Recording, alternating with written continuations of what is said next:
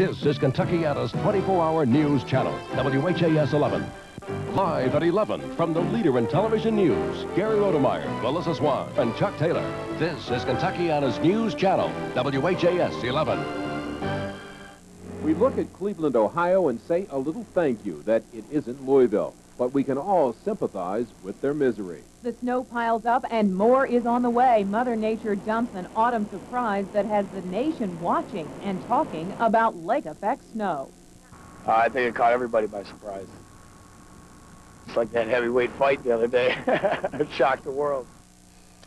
And good evening, everyone. I'm Melissa Swan. And I'm Gary Rodemeyer. For the first time in days, the people in Cleveland, Ohio, got a glimpse of the sunlight today. But that's all it was, just a glimpse. Beth Andrews joins us now with a look at what Cleveland and those of us here in Kentuckiana have to look forward to. Beth? Well, I can tell you we have a whole lot more to look forward to than the folks in Cleveland. The scene's all been the same over the past couple of days. Snow blowers are running on high, and residents are just trying to dig out the best they can.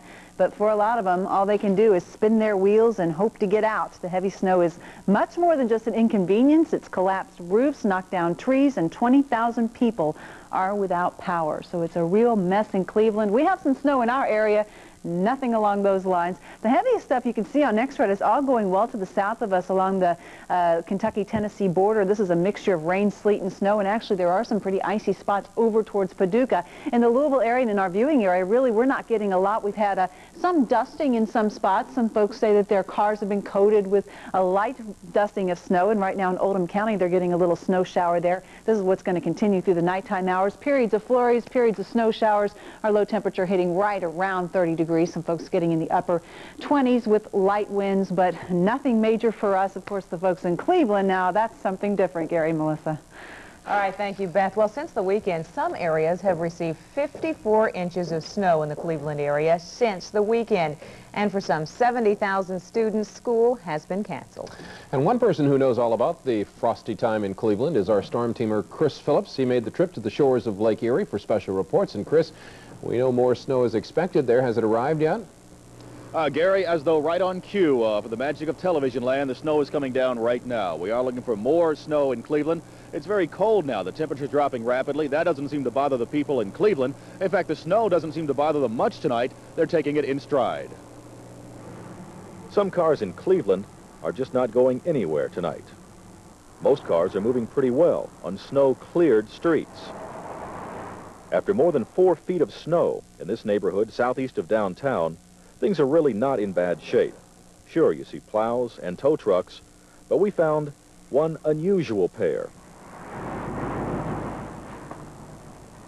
It's 4.5 feet of snow in 3 days is ironic. What are you going to do? You just have to keep going. Slept 4 hours in the last 3 days. How many lots have you plowed, do you think? I plowed 250 houses, so I plowed about all around, going all the way around, about 800 houses. Hasn't stopped. We're supposed to get 11 more inches tomorrow. In fact, driving is easier than walking, except for the people we found in a nice warm YMCA. Cleveland is quiet tonight. Perhaps it's just the quiet before the next storm. Well, it appears that indeed it is or was the quiet before the next storm. We had a nice respite this evening where no snow fell. It's starting right now. Perhaps you can see it in our shot, and it looks like it's going to be becoming heavy in what Cleveland now calls the snow belt. Blowing off of Lake Erie, an area here southeast of the city, is getting the heaviest snow. We have about 4 feet of snow. We're promised an area east of here with about 5 feet of snow, and the new forecast is for another 16 inches of snow before tonight and tomorrow. So what else will we do, guys? We'll hang around here and get you some more snow pictures tomorrow. Does that sound like fun? It does. Chris, now you know how we handle snow here in Kentuckiana, and you've been watching the operation up there. Do they handle snow with the snow graders and so forth better than we do? Do they have a better plan? Gary, the plan is in place. The snow is handled. The roads here are absolutely drivable. You can see in our package, most of them are clear, completely clean and dry. It's a combination of city and also private contractors. The whole area is cleaned up. In fact, they're almost anticipating the next snow, like Bring it on to Cleveland. We can take it. I wouldn't want it in Louisville, but I think the folks here will be ready, yes. All right, Chris Phillips live tonight in Cleveland, Ohio. Thank you, Chris. Well, winter doesn't officially arrive until December 21st, but residents of the Great Lakes region might argue that it's already here. As Chris just told us, more snow is expected, so the 4 feet on the ground will get a little bit of an addition.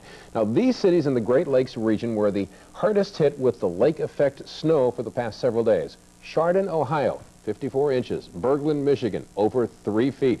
Fredonia, New York, just south of Buffalo, 36 inches. Hurley, Wisconsin, 33 inches. And, of course, there's Erie, Pennsylvania. They were hit with 22 inches of snow. Cleveland's snowiest November on record was 22.3 inches in 1950. 19 inches have already fallen, with more than half the month still to go. Snow is one sure sign of the coming holiday season. Another is the massive amount of hiring that's going on these days, especially for businesses facing that Christmas rush. But this year, low unemployment figures mean some jobs may go unfilled. George Sells is live at one of the biggest holiday employers in the city. It's UPS. George?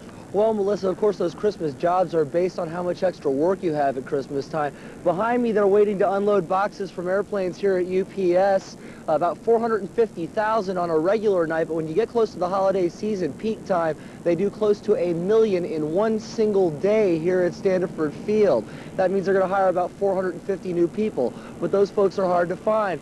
So as they gear up with the de-icing machines for a cold night here, and of course the planes are late because of that snow in Ohio that they're waiting on, as they gear up, they're gearing up at malls and such as well, because finding holiday jobs, things are tough all over. The gearing up process for Christmas is in full swing, but as the malls begin to fill, something's not quite right. The ones you put the charms on, right? There seem to be more jobs than people to fill them. Tennis bracelets, right? Basically, we've needed like 120 people, and we fill like 80 to 90 jobs, so we are looking for 20 to 30 more people. Will that be a Sears charm? Yeah, I'm going to put that on my card today. As they train employees, There you go. one thing is obvious. The people being trained didn't really have to be here. I had offers from Wendy's and Winn-Dixie. I went to Winn-Dixie, Kroger's, and all that. I ended up out here because my friend said this was a nice place to work. Nice places have their benefits. Okay. Stores that catch people's attention are more likely to be on the express to getting them to apply for a job. They need every edge. It's definitely a buyer's market, so to speak. People are out there, they have a choice where they can work these days. It's not like as in the past where you could you'd have 10 people for every job. Now it seems like it's the other way around there. At places like UPS, where they'll hire close to 400 holiday workers, the only option is to sweeten the pot. All the businesses are trying to come up with the best deal. We feel our deal is the best deal with the $8 wage and the $200 bonus package that we're offering. So if you're looking for a part-time job at the holidays, it shouldn't be hard to find. Melissa, back to you. And that will be good news for a lot of people. Thank you very much. George Sells reporting live tonight.